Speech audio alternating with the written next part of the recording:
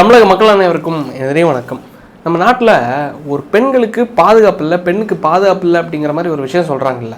இந்த பெண்ணுக்கு யாரால பாதுகாப்பு இல்லை அப்படிங்கிற அந்த பாலியல் குற்றவாளிகளுக்கெல்லாம் இந்த அளவுக்கு திமுகவுக்கு சாதகமாக, ஏன் திமுக ஆட்சியாளர்களுக்கு சாதகமாக, திமுகவுக்கு சாதகமாக பேசக்கூடிய நபர்களுக்கும் இந்த அளவுக்கு எதிர்கட்சியாக இருக்கக்கூடிய கட்சிகளும் முட்டு கொடுப்பாங்க அப்படிங்கிறத நான் சத்தியமாக எதிர்பார்க்கவே இல்லை. எவ்வளோ பெரிய டாபிக் தெரியுமா? அந்த அண்ணா யூனிவர்சிட்டி சம்பவம் புஷ்ஷுன்னு போயிடுச்சு. ஒன்றுமே ஹைலைட்டே ஆகலை. அதுக்கு பேர் தான் என்ன தெரியுமா? Power sector. அதுக்கு பேர் தான் அதிகார வர்க்கம். கிட்டத்தட்ட ஒரு வருஷமாக பேசப்பட்ட வழக்கு என்ன தெரியுமா? அண்ணா யூனிவர்சிட்டி ஞானசேகரனோட வழக்கு. யார் அந்த சாருங்கிறது சட்டசபை வரைக்கும் எழுப்பப்பட்ட கேள்வி. எதிர்கட்சியினர் எல்லாருமே யார் அந்த சாருங்கிற கேள்வியை சட்டசபையில் எழுப்புறாங்க. ஆனால் நேற்றுக்கு தான் அதோட விடயம் வந்துச்சு. ஆனால் எல்லாமே பேச்சு என்ன தெரியுமா? அந்த புண்ணியம் புதருக்குள்ளே போச்சு, அந்த பொண்ணியை இந்த இடத்துக்குள்ளே போச்சு. இரவு நேரத்தில் அந்த இடத்துக்குள்ளே ஒரு பொண்ணு போனால் அதை போய் காவல்துறை லைட்டு போட்டுருக்க முடியாது. அங்கே இந்த சத்தியமாக சொல்கிறேன், இந்த எனக்கு பேசுகிறதுக்கு இந்த வேர்டை சொல்கிறதுக்கே கூச்சமாக தான் இருக்குது. பொன்ராஜ்னு ஒரு பொறுக்கி பேர் இருக்காப்புல. நான் இந்த மாதிரி யாரையும் சொல்ல மாட்டேன். அப்பேற்பட்ட நபர் அப்துல் கலாம் அவர்களுக்கு ஆலோசகராக இருந்தவர். அப்துல் கலாம் அவர்களுக்கே ஆலோசகராக இருந்தவர் தான் இந்த பொன்ராஜ். இப்பேற்பட்ட ஒரு ஒரு ஒரு ஒரு பொறுக்கி பயலாக, தற்கொலை பயலாக இருப்பாங்கிறது சத்தியமாக நான் எதிர்பார்க்கவே இல்லை. நான் இந்தளவு ஒரு ஹார்ஷான வேர்டை நான் யாருக்குமே யூஸ் பண்ணதே கிடையாது. நம்ம ஒரு நாகரிகமான ஒரு அரசியலில் பேசணுங்கிறது காரணம். அவர் என்ன பதிவு பண்ணார் தெரியுமா? அதாவது எந்த ஒரு நாட்டிலையும் சட்டம் ஒழுங்கு இந்த அளவுக்கு தமிழ்நாடு அளவுக்கு கூட சீராக கிடையாதான். சட்டம் ஒழுங்கு எல்லா இடத்துலையுமே கரெக்டாக இருக்கும் அப்படிங்கிறது, பெர்ஃபெக்டாக இருக்குங்கிறது எந்த ஒரு நாடும் கிடையாது. ஸோ அதனால் தூத்துக்குடியிலையோ, தூத்துக்குடி சம்பவத்தில் அந்த மனுஷன் எப்படி பேசினார் தெரியுமா? இந்த பொறுக்கி பையன் தான். தூத்துக்குடி விளாத்திக்குளத்தில் அந்த பொண்ணு வீட்டில் அந்த கழிவறை வசதி இல்லாதனால தான் வெளில போச்சுது. ஸோ அப்போ வெளில போகும்போது இதே பொன்ராஜ் அவர்கள் ப்ளஸ் எஸ்வி சேகர் என்ன பேசினார் தெரியுமா? அந்த டைமில் அந்த பொண்ணுக்கு என்ன வேலை, அது ஒரு கேள்வி. ரெண்டாவது இன்னொன்னா, புதருக்கு அங்கே போகும்போது காவல்துறை போய் அங்கே லைட்டு போட்டுருக்க முடியாது. ஸோ அதனால் இதில் நீங்கள் அவங்கள குற்றம் சொல்லக்கூடாது, காவல்துறையும் குற்றம் சொல்லக்கூடாதா, அரசையும் குற்றம் சொல்லக்கூடாதா, ஒரு பயிலையும் குற்றம் சொல்லக்கூடாதான். அப்போ பெண்களுக்கான பாதுகாப்பு என்ன இருக்குது? சேகர் பாபு என்ன பேசினார் தெரியுமா? பெண்கள் சுதந்திரமாக நைட்டு 2 மணிக்கும் ஒரு ரோட்டில் நகை போட்டுட்டு நடமாட முடியும்னா அது தமிழ்நாடு மாதிரி ஒரு மாநிலம் தான். அதை தாண்டி எந்த மாநிலம் கிடையாது. அடுத்த நாள் அண்ணா யூனிவர்சிட்டியில் ஞானவேல் பாபு மாட்டான். அந்த சம்பவம் அது பேச்சு பொருளாகுதான்னு கேட்டால் ஒன்றுமே கிடையாது. ஆனால் எது பேச்சு பொருளாகுது தெரியுமா? பொன்ராஜ் பேசினது ஒட்டுமொத்தமாக பேச்சு பொருளாகுது. சீமான் அவர்கள் நேற்று கொடுத்த ஸ்டேட்மெண்ட் என்ன தெரியுமா? அதாவது அவர் அப்படியெல்லாம் பேசியிருக்க மாட்டார். அவர் அதெல்லாம் தெளிவாக ஏபிபி நாட்டில் இருந்து ரிப்போர்ட்டர் கேட்குறாரு பொன்ராஜ் கிட்ட. அதாவது சார், இந்த அளவுக்கு நீங்கள் அப்துல் கலாம் ஐயாவுக்கே நீங்கள் ஆலோசகராக இருந்திருக்கீங்க, நீங்கள் போய் இப்படி பேசலாமா சார் அப்படின்னு பெண்கள் எல்லாரையும் விபச்சாரிகள் பேசலாமா சார் அப்படின்னு கேட்கும்போது தெளிவாக சொல்கிறாரு, நான் அப்படி தான் சொல்லுவேன், இப்படி ஒரு கூட்டம் இருக்குது, விபச்சாரின்னு தான் சொல்லுவேன், விபச்சாரி இப்படி வேறு என்ன வார்த்தை சொல்ல முடியும் இப்படிங்கிறத அழுத்தம் திருத்தமாக பதிவு பண்ணவர் பொன்ராஜ். அப்படி சொல்லலைன்னா ஏன் மன்னிப்பு கேட்க போகிறாரு? நேற்றுக்கு எதுக்கு மன்னிப்பு கேட்க போகிறாருன்னு கேட்குறேன். சீமான் அவர்கள் அதுக்கு முட்டு கொடுத்தாரு. எனக்கு சீமான் அவர்கள் மேலே மரியாதை, மிகப்பெரிய மரியாதை இருக்குது. நான் இந்த அளவுக்குலாம் இல்லை, ஏதோ எனக்கு தெரிஞ்ச இந்த அரகுர அரசியலை பேசுகிறதுக்கு கற்றுக் கொடுத்தவர் கூட அந்த அரசியல் ஆசான் யார் தெரியுமா? சீமான் அவர்கள். நான் அவர் கட்சியில் பயணித்தேன், அவர் கட்சியில் இருந்தேன், எந்த உறுப்பினர் எதுவும் கிடையாது, அந்த உறுப்பினர் தான், அதை தாண்டி பொறுப்பில் எதுவும் கிடையாது. அவரோட பேச்சுகள், அவரோட பல கூட்டங்களை நான் அட்டன் பண்ணியிருக்கேன். முதல்ல நான் அட்டன் பண்ண கூட்டம் எது தெரியுமா? 2021 தேர்தலில் ஒய்எம்சிஏ மைதானத்தில் அவர் வேட்பாளர்கள் அறிமுக கூட்டம் இதே மாதிரி திருச்சியில் நடத்தின மாதிரி வேட்பாளர்கள் அறிமுக கூட்டம் நடத்தினார். அங்கே நானும் என்னோடய சகோதரர் ஒருத்தரும் போய் அட்டன் பண்ணியிருந்தோம். அவரோட பேச்சினால் வியர்க்கப்பட்டு அந்த கட்சியிலேருந்து அவ்வளோ விஷயம் கற்றுக்கிட்டேன். ஆனால் பெண்கள் விஷயத்தில் ஏதோ ஒரு கட்சியை நீங்கள் கார்னர் பண்ணுறதுக்காக நான் சொல்கிறேன், உண்மையாக சொல்கிறேன், நாம் தமிழரும் டிவிக்கையும் ஒப்பிடலாமா? முதல்ல நாம் தமிழருங்கிற ஒரு கட்சி 2009 தொடங்கப்பட்ட போது அந்த கட்சியில் சீமான் அவர்கள் சினிமா பேக்ரவுண்ட்லேருந்து வராரு. அதனால் ஏதோ ஒரு லைம் லைட் இருந்துச்சு. ஆனால் வந்ததுக்கப்புறமா பேசி என்ன பல அலிகேஷன்ஸ் வந்துச்சு. விஜயலட்சுமி அதுதான் அலிகேஷன்ஸ் வந்தாலும் அவர் பேசுகிறது மூலமாக இந்த மாதிரி ஒரு மனுஷன் பேசிட மாட்டாரியா அப்படின்னு சொல்லிட்டு அரசியல் கொள்கை ரீதியான, தத்துவங்கள் ரீதியான அரசியலை மக்கள்கிட்ட விதைச்சார். அந்த விதைச்சது மூலமாக கற்றுக்கிட்டது யார் தெரியுமா? என்ன மாதிரி இருக்கிற யங்ஸ்டர்ஸ், என்ன மாதிரி இருக்கிற பல பெண்கள் பலர் கற்றுக்கிட்டாங்க. பலர் இவரோட பேச்சினால வியந்தாங்க. ஆனால் ஏன் இவர் வெற்றி பெறாத காரணம், ஒரே காரணம் என்னென்னா, இவர் ஒரு டைமில் சொன்னார், விஜயகாந்த் செய்த தப்பை நான் செய்ய மாட்டேன் அப்படின்னு. விஜயகாந்த் என்ன தப்பு பண்ணார் தெரியுமா? ஒன்று தான், அவரோட பொண்டாட்டி பேச்சு கேட்டார். கேட்கலன்னா இந்நேரம் அவர் உயிரோடு இருந்திருப்பார். மேபி உயிரோடு இருந்திருக்கலாம், நல்லா இருந்திருக்கலாம். முதலமைச்சராக கூட ஆயிருக்கலாம். முதல் தேர்தல் 2006 நிற்கிறாரு. அந்த முதல் தேர்தல் 2006 நிற்கும் போது அவர் மட்டும் விருத்தாச்சலம் தொகுதியில் ஜெயிக்கிறாரு. 2011 ஜெயலலிதா அம்மையார் கூட கூட்டணி வச்சு 29 தொகுதிகளை ஜெயிக்கிறாரு. 29 தொகுதிகளை ஜெயித்து எதிர்க்கட்சி தலைவராகிறாரு. 2016 அவர் முதலமைச்சர் இல்லை, அந்த சீட்டில் உட்கார வேண்டியவர். காரணம் என்னென்னா, ஜெயலலிதா அம்மையார் கூட கூட்டணி வச்சுருந்தா அம்மையார் அவர்கள் 16 இறந்ததுக்கப்புறமா ஏன் பொட்டன்ஷியலான லீடராக இவர் எவாலாவி வந்திருப்பார்ல. இவர் வந்து மக்களால் கூட்டணி என்ற ஒரு கூட்டணிக்குள்ளே போன ஒரு காரணத்தினால்தான் ஒன்றும் இல்லாமல் போயிட்டார். டோட்டலாக க்ளோஸ் ஆகிடுச்சு. இவங்க ஓட்டை பிரித்தாங்க, ஆட்டோமேட்டிக்காக லைக் வந்து அதிமுக ஜெயித்துச்சு. 234 தொகுதியிலையும் பெருவாரியாக மெஜாரிட்டியை ஜெயித்தாங்க அதிமுக. 2 டேர்மாக வந்தாங்க. அந்த இடத்துல மிகப்பெரிய லெவலில் ஓட்டை பிரித்தது யார் தெரியுமா? மக்கள் நல்ல கூட்டணி. திமுக ஜெயிக்கக்கூடாதுங்கிற இடத்துல திமுக ஜெயிக்கக்கூடாதுங்கிற இடத்துல இவங்களுக்கு விழக்கூடிய ஓட்டை ஒட்டுமொத்தமாக பிரித்தது யாருன்னா லைக் வந்து இந்த மக்கள் நல்ல கூட்டணி. இவங்க பிரித்தது மூலமாக அதிமுக ஈஸியாக ஜெயித்தாங்க.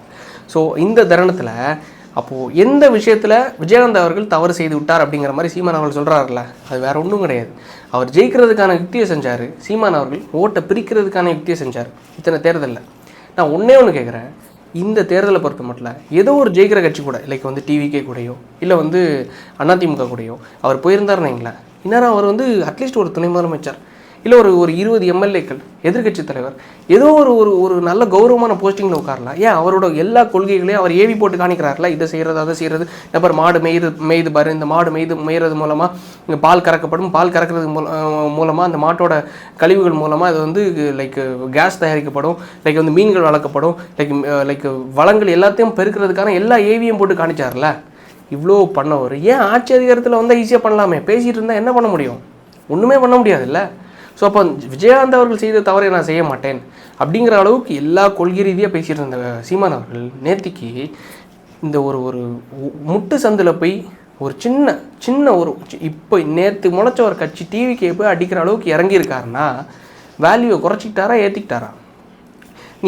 நீங்கள் வந்து திமுகவை அடித்து திமுக வந்து நாம் தமிழர் கட்சியோட கொள்கை எதிரியான கட்சி. கொள்கை எதிரி மட்டும் கிடையாது, இனத்துக்கு துரோகம் செஞ்ச கட்சி. நான் ஒன்றே ஒன்று கேட்குறேன், தமிழ் மக்களை கொத்தா இலங்கையில் கொண்டு குவிச்சாங்கல்ல.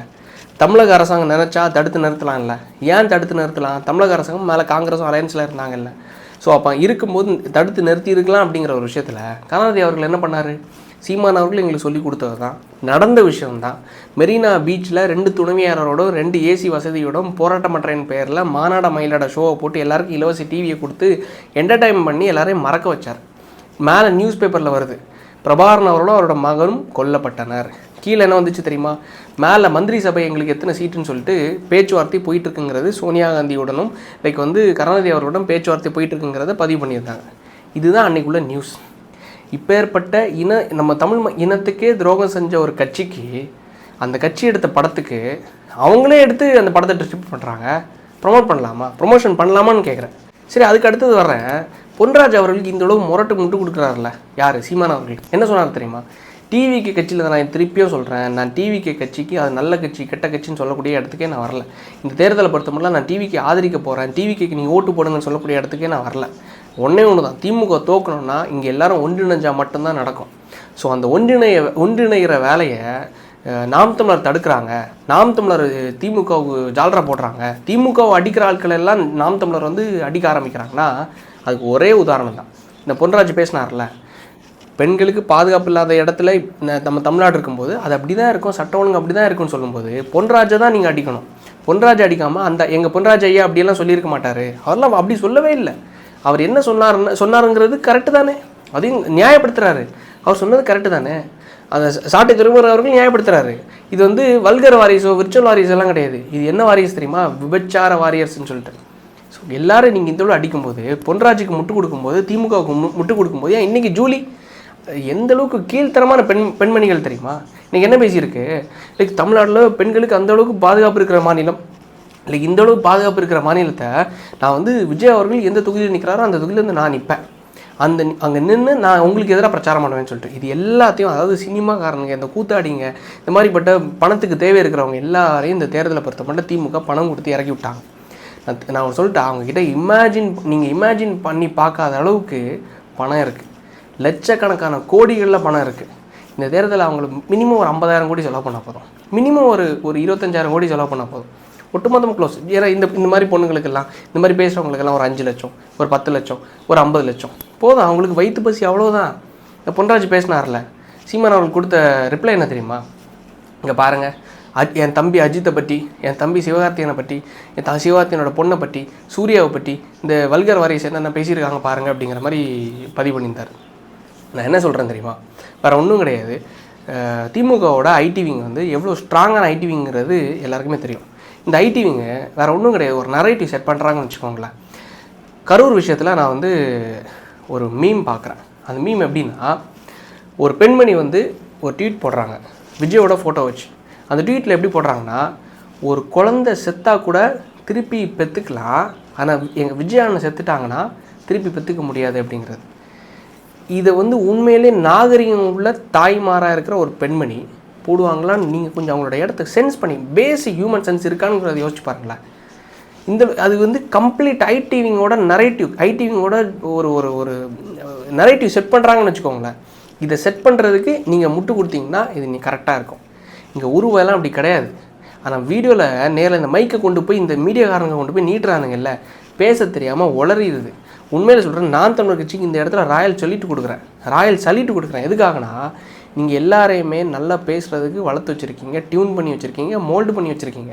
எல்லோரும் அரசியல் ரீதியாக நல்லா பேசுகிறாங்க, தத்துவங்களை பேசுகிறாங்க, கொள்கைகளை பேசுகிறாங்க. அந்த ஒரு காரணத்தினால தான் இன்றைக்கி நானும் பேசுகிறேன். ஆனால் நான் இந்த இடத்துல பேசும்போது அந்த கட்சியில் அது அன்ட்ரைன்டு கட்சி, அன்எஸ்டாப்ளிஷ்டு கட்சி, அன்ரெகனைஸ்டு கட்சி. ஸோ அந்த கட்சியில் புதுசாக ஏதோ வரும்போது நான் அன்றைக்கி சொல்கிறது இன்றைக்கி சொல்கிறது ஒன்றே ஒன்று தான், பேச தெரியாமல் உளறிடுது. இந்த அளவுக்கு பேச தெரியாமல் பேசுகிறாங்களா, அவங்க தற்குறித்தனமாக பேசுகிறாங்களா? நடவடிக்கை எடுக்க வேண்டிய இடத்துல கட்சியோட தலைமை இருக்கிறது. கட்சியோட தலைமை நடவடிக்கை எடுக்கலைன்னா இவங்களுக்கு இன்னும் தீனி போட்டது மாதிரியே இருக்கும். நான் திருப்பி சொல்கிறேன், இந்த இடத்துல நான் டிவிகேக்காக பேச வரல. திமுகவை அடிக்கணும்னா நீங்கள் எல்லாம் வாயை பொத்திட்டு இருந்தால் தான் திமுகவை அடிக்க முடியும். இல்லை இந்த மாதிரி நம்ம பேசுகிறது மூலமாக ஐயோ நம்ம தலைவரை திட்டாரே, நம்ம வந்து சீமானை திட்டணும், இல்லை வந்து அவர் கட்சியை சார்ந்த சாட்டை திருமணம் அவர்களை திட்டணும், இல்லை வந்து இடுமன் கார்த்தி அவர்களை திட்டணும் அப்படின்னா இது அந்த வேலையே கிடையாது. இது வந்து நீ என்டிகேக்கும் டிவிகேக்குமான சண்டையே கிடையாது. இது எதுக்கான சண்டை தெரியுமா? தமிழக மக்களுக்கும் திமுகவுக்குமான சண்டை. என் வீட்டில் உள்ள பெண்களுக்கு பாதுகாப்பு இல்லை, எனக்கு பாதுகாப்பு இல்லை, யாருக்கும் பாதுகாப்பு இல்லை. ஸோ இப்படி இருக்க சுச்சுவேஷனில் என்னோடய ஒரே நோக்கம் என்ன தெரியுமா? அந்த திருட்டு பையன், அந்த முள்ள மாதிரி பையன், அந்த கொலைகார பையன் அங்கே இருக்கக்கூடாது. பாலிய குற்றவாளிகள் அங்கே ஆட்சி அதிகாரத்தில் இருக்கக்கூடாது. அங்கே இருக்கிறவன் 2 வயசு பொம்பளை பிள்ளையும் விட்டு வைக்கல. காலேஜில் எவ்வளோ பெரிய இஷ்யூ நடந்துச்சு தெரியுமா? யார் அந்த சார், யார் அந்த பொறுக்கிப்பை, யார் அந்த பாலியல் குற்றவாளின்னு சொல்லிட்டு தொடர்ந்து கேள்வி எழுப்பப்பட்டுச்சுல்ல. ஏன் அதை மாட்டிட்டான்ல? யாராவது பேசினாங்களா? மாட்டின அந்த லைக் ஞானவேல் பாபுன்னு சொல்லிட்டு அவன் பேர், யாராவது ஏதாவது ஒரு அரசியல் கட்சி தலைவர்கள் லைக் இவங்க அரசியல் பண்ணுறேன்னு சொல்கிறாங்கல்ல, அந்த டாபிக் எடுத்து பேசி ப்ரெஸ் மீட் அட்டன் பண்ணி இந்த மாதிரி சிக்கியிருக்காப்புல, இவருக்கு தக்க தண்டனை வழங்கப்படணும் அப்படிங்கிறது பேசினாங்களா இல்லையா? அதாவது இந்த ஞானசேகரனுக்கு வழங்கப்பட்ட தண்டனை கடுங்காவல் தண்டனை. எப்போவுமே ஒரு ரேப் கேஸில் ஒருத்தர் சிக்கிறாங்கன்னா அதிகபட்சம் 7லேருந்து 10 ஆண்டுகள் தண்டனை கொடுப்பாங்க. ஆனால் அதை தாண்டி தண்டனை யாருக்கு வழங்கப்படுதுன்னா ஞானசேகரனுக்கு. காரணம் என்னென்னா, மீடியா லைம்லைட் இருந்த ஒரே காரணத்தினால. ஆனால் இன்றைக்கி ஒரு பொண்ணு கிடையாது, 4 பொண்ணுங்க ஞானவேல் பாபு அந்த யார் அந்த சாருங்கிறதுக்கு அந்த சாரு சிக்கிட்டான் நேற்றுக்கு. அந்த சாருக்கு மேலே ஒரு பொண்ணு தான் ஃபஸ்ட்டு கம்ப்ளைண்ட் கொடுக்குறாங்க. அடுத்து 4 பொம்பளை பிள்ளைங்க, 4 பிள்ளைங்க வந்து கம்ப்ளைண்ட் கொடுக்குறாங்க நேற்று சாயந்தரத்துக்குள்ளே. அப்போது தொடர்ந்து அப்போ எத்தனை பிள்ளைங்க முன் வருவாங்க? நீங்கள் பேசும்போது தான் சரி ஓகே, கட்சி தலைவர்கள்லாம் பேசுகிறாங்க, எல்லாரும் பேச முன் வந்துட்டாங்க, ஸோ அப்போ நம்ம பேசலாம் அப்படிங்கிறது, நமக்கு புகார் அளிக்கலாம் அப்படிங்கிறது தைரியம் எல்லாருக்கும் வரும். ஆனால் அந்த சாரையும் இப்போது நாம் தமிழரும் காப்பாற்றுது, திமுகவும் காப்பாற்றுது, எல்லாரும் காப்பாற்றுறாங்க. ஸோ அப்போ அந்த சாருக்கு கொடுக்கப்படுற தண்டனை என்ன? ஜஸ்ட்டு சஸ்பென்ஷன் தான் கொடுத்துருக்காங்க. இதுக்கு முன்னாடி இதே சார் 2 வாட்டி சஸ்பெண்ட் ஆகியிருக்கார். 2 வாட்டி இதே அண்ணா யூனிவர்சிட்டி பல்கலைக்கழகத்தில் சென்னையில் இருக்க காலேஜில் 2 வாட்டி பெண்களுக்கு இதே பாலியல் அத்துமீறல் பண்ண ஒரே காரணத்தினால. ஆனால் இதை நியாயப்படுத்துகிற மாதிரியே எஸ்வி சேகர் பேசினதை நியாயப்படுத்துகிற மாதிரியும், பொன்ராஜ் பேசினதை நியாயப்படுத்துகிற மாதிரியும், யார் அந்த சாரை சீக்கிரம் அந்த நாயை நியாயப்படுத்துகிற மாதிரியும் இங்கே இருக்கிற சீமான் அவர்களும் சாட்டை துரைமுருகன் அவர்களும் லைக் எதிர்கட்சிகளும் நீங்கள் வந்து ஏதோ ஒன்றும் இல்லாத, நான் தெளிவாக சொல்கிறேன், டிவிகேங்கிற கட்சி இந்த தேர்தலை பொறுத்த மட்டும் அந்த கட்சி வந்து லைக் ஒரு மேஜர் சேஞ்சை க்ரியேட் பண்ண போகிறாங்க. ஆனால் அந்த மேஜர் சேஞ்சுங்கிறது ஆட்சி அதிகாரத்தில் பிடிச்சிருவாங்களான்னு கேட்டால் நான் சத்தியமாக சொல்லுவேன், ப்ராக்டிக்கல் டிஃபிகல்ட்டிங்கிற விஷயத்தில் எனக்கு தெரிஞ்சு தனிச்சு நிற்கிற ஒரே பட்சத்தில் ஆட்சி பிடிக்கிறதுக்கான வாய்ப்புகள் கிடையாது. நான் தெளிவாக சொல்கிறேன். தனியாக நிற்கிறீங்கன்னா உங்களால் ஓட் ஷேர் அதிகமாக பிடிக்க முடியும். ஏன் 15% ஓட்டு கூட வாங்கிடலாம், 18% ஓட்டு கூட வாங்கிடலாம். ஆனால் 18% ஓட்டு வாங்குறீங்கன்னா என்ன 1.5 கோடி ஓட்டு வந்துடும், 2 கோடி கிட்ட ஓட்டு வந்துடும்னு வச்சுக்கோங்களேன். அந்த 2 கோடி ஓட்டு உங்களுக்கு உழுதுன்னா அந்த 2 கோடி ஓட்டும் திமுகவோட ஓட்டு, நாம் தமிழரோட ஓட்டு, என்டிஏ கூட்டணியோட ஓட்டு எல்லாமே வந்துடும். ஆனால் இதெல்லாம் பிரித்ததுக்கப்புறமா விஜய் அவர்களுக்கு ஒரு நல்ல மாஸ் கிடச்சிரும். 2 கோடி தொண்டர்கள் என் பின்னாடி இருக்காங்க, எனக்கு 18% 20% வாக்குகள் இருக்குது, தமிழ்நாட்டோட 3வது பெரிய கட்சி என்கிற ஒரு கட்டமைப்பு வந்துடும். அதுக்கடுத்து நீங்கள் கட்சியை கட்டமைப்பீங்க. 2031 தேர்தலில் நல்லபடியாக களத்தில் சந்திக்கிறதுக்கான வாய்ப்பு அந்த கட்டமைப்பு கிரியேட் பண்ணுறது மூலமாக உங்களுக்கு கிடைக்கும். இப்போ கரூரில் ஏன் இவ்வளோ பிரச்சனை வந்துச்சு? கட்டமைப்பு இல்லை அப்படிங்கிற காரணத்தினால. ஸோ எக்ஸ்பீரியன்ஸ் ஆக ஆக ஆக கட்டமைப்பு கிடைக்கும். ஆனால் தனியாக நிற்கக்கூடிய ஒரு ப்ளஸ் என்னென்னா அவங்களுக்கு அந்த கட்டமைப்பு க்ரியேட் பண்ணுறதுக்கு டைம் கிடைக்கும், அந்த ஒரு மாசை காணிக்கிறதுக்கான டைம் கிடைக்கும். எங்களுக்கு இத்தனை % இருக்குது அப்படிங்கிற ஒரு விஷயத்து மூலமாக. ஆனால் ஒன்று தனியாக நிற்கிறது மூலமாக ஜெயிப்பாங்களான்னு கேட்டால் எனக்கு அதுக்கான பதில் இல்லை. மக்கள் தயவு செஞ்சு கமெண்ட்ஸில் சொல்லுங்கள். நான் ப்ராக்டிக்கல் டிஃபிகல்ட்டியே சொல்கிறேன். லைக் விஜயகாந்த் அவர்கள் ஜெயித்ததுக்கான காரணம் ஒன்று தான், கூட்டணி. ஆனால் விஜய் அவர்கள் ஜெயிப்பார், அதில் நான் உறுதியாக இருக்கேன். விஜய் அவர்கள் ஜெயிப்பார், கட்சியில் 1-2 பேர் ஜெயிக்கலாம். ஆனால் ஆட்சியை பிடிக்கணும்னா மினிமம் 110, 117, 120 இடங்களை பிடிக்கணும். பிடிச்சா மட்டும்தான் ஜெயிக்க முடியும். 120 இடங்களை பிடிக்கிற அளவுக்கு தமிழக வெற்றி கழகம் தனிச்சு நின்று பிடிச்சிருவாங்களான்னு கேட்டால் எனக்கு நோ ஐடியா. ஆனால் இருந்தாலும் இந்த தேர்தலை பொறுத்த மட்டும் என்னோட ஒரே நோக்கம் ஒன்று தான். இது யார் ஜெயிக்கணுங்கிற நோக்கம் கிடையாது, இது யார் ஆட்சியில் இருக்கக்கூடாதுங்கிற ஒரு தேர்தல். ஸோ தயவு செஞ்சு நீங்கள் இந்த பொன்ராஜுக்கு முட்டு கொடுக்குறதோ, எஸ்வி சேகருக்கு முட்டு கொடுக்குறதோ, நம்ம வீட்டில் இருக்க பிள்ளைங்களை யோசிச்சு பாருங்கள். ஏன் வேறு ஒன்றும் இல்லை, என் வீட்டில் எனக்கு ஒரு அக்காவுக்கோ தங்கச்சிக்கோ இந்த மாதிரி ஒரு சம்பவம் நடந்துச்சு. என் வீட்டில் காசு இருந்ததுன்னா நான் நல்ல ஒரு ரெஸ்ட் ரூம் கட்டியிருப்பேன். என் வீட்டில் நல்ல ஸ்கூலில் என்னால் சேர்க்க முடியும்னா என் பிள்ளைய நல்ல ஒரு காலேஜில் நல்ல பாதுகாப்பு இருக்கக்கூடிய காலேஜில் சேர்த்துருப்பேன். நான் என்கிட்ட காசு இல்லாதனால தானே அந்த காலேஜில் ஒரு நாய் உனக்கு ஹெல்ப் பண்ணுறேன்னு பேரில் என் பிள்ளைகிட்ட நெருங்குறான். என்கிட்ட காசு இல்லாதனால தானே என் வீட்டில் உள்ள பொண்ணு வெளில புதருக்குள்ளே போகிறான், புதரு பக்கத்தில் போகிறான். அப்போ அந்த காரணத்தினால தானே நான் அப்போ ஏழை எளிய மக்கள்லாம் இந்த மாதிரி இருக்கும்போது நீங்கள் எனக்கு பக்கம் நிற்கணுமா, இல்லை குற்றம் செஞ்சவன் பக்கம் நிற்கணுமா? அப்போ நீங்கள் எதிர்கட்சிகள் எல்லாரும் அவன் பக்கம் நிற்கும்போது அப்போது நியாயம் தர்மங்கிறதெல்லாம் எப்படி இருக்குன்னு எனக்கு தெரில.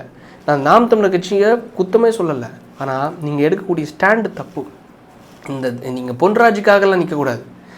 இந்த தருணத்தில் விபச்சாரிகள்னு சொல்லிட்டு எல்லாரையும் சொல்கிறாங்களா? சீமானவரோட வீட்டில் இருக்கிற பெண்களே அதே வார்த்தையாக தான், அதே வார்த்தை பொருந்தாதுங்கிறதுல எந்த மாற்று கருத்தும் கிடையாது. தமிழ்நாட்டில் எல்லா பெண்களும் விபச்சாரின்னா அவரும் விபச்சாரி தான், அவங்க வீட்டில் இருக்கிறவங்களும் விபச்சாரி தான், எங்கள் வீட்டில் இருக்கிறவங்களும் விபச்சாரி தான். அதை தான் பொன்ராஜ் அவர்கள் சொல்லியிருக்காரு. அந்த மீனிங்கில் தான் சொல்லியிருக்காரு. எல்லாத்தையும் நான் பொருத்தி பார்க்கலாம். நான் இந்த சீமானவர்களை சொல்லிட்டேன் அப்படிங்கிறதெல்லாம் கிடையாது. நான் என் வீட்டையும் சேர்த்து தான் சொல்கிறேன். அந்த பொருளை தான் அவன் சொல்கிறாரு. அந்த பொருளை சொல்லும்போது அந்த நாயை, அந்த தற்குறி நாயை, அந்த ஒரு பொறுக்கி பையில கண்டிக்க வேண்டிய இடத்துல நான் இருக்கேன்ல, கண்டிக்க வேண்டிய இடத்துல நான் இருக்கும்போது சமுதாய அக்கறை கொண்ட ஒரு கட்சியோட தலைவராக இருக்கக்கூடிய உங்களுக்கு இருக்கா இல்லையா? அவரை போய் ப்ரமோட் பண்ணிருக்கீங்க, பொன்ராஜ் இந்த மாதிரி பேசலை அப்படின்னு. இது என்ன மாதிரி லைக் அரசியலுங்கிறது எனக்கு தெரில. பார்க்கலாம். தமிழக மக்கள் எல்லாத்தையும் பார்த்துட்டு தான் இருக்காங்க. ஒவ்வொருத்தவங்களோட ஸ்டாண்டாக இருந்தாலும் சரி பார்த்துட்டு இருக்கிற பட்சத்தில் தக்க நல்ல முடிவை இன்னும் சில நாட்கள் தான். ஏப்ரல் 23 தானே, மே 4ஆம் தேதி 5ஆம் தேதி ரிசல்ட் வருது. நல்ல ஒரு முடிவை எல்லாரும் பார்ப்பீங்க. பொறுத்து இருந்து பார்க்கலாம். நன்றி, வணக்கம்.